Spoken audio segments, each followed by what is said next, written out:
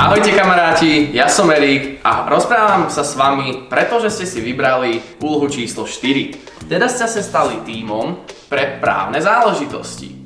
Pýtate sa, fúha, právo, čo to? Čo s tým? Nuž, vaša úloha je veľmi dôležitá. Musíte totiž vašu firmu zaregistrovať.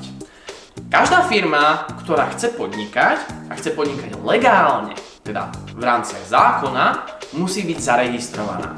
Teda musíte vyplniť formulár so všetkými informáciami vašej firmy, ako napríklad názov, spoločník, sídlo, oblasť podnikania, právna forma, či musíte to podpísať a takúto žiadosť potom ukážete svojim spolužiakom. Odprezentujete, čo vlastne si vyžaduje takýto registračný formulár. A druhou úlohou, ktorá vás čaká, nemenej dôležitou, je príprava kúpno-predajnej zmluvy.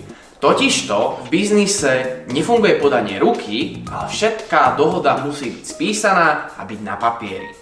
Vy máte samozrejme úlohu, ktorá je tu uvedená dole, a máte modelového človeka, ktorý si chce kúpiť vaše produkty.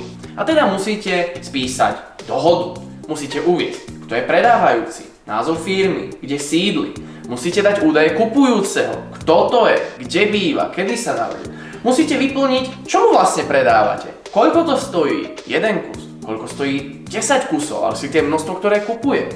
A taktiež musíte vyriešiť formality, čiže miesto podpisu, dátum a samozrejme podpis. Čiže nacvičte si podpisovanie a verím, že zmluva bude vyplnená. Samozrejme, keď to budete mať, tak spolužiakom odprezentujte, ako sa vlastne taká zmluva vyplňa, čo na nej je, aby vedeli aj oni v budúcnosti niečo také urobiť. Želám vám veľa šťastia!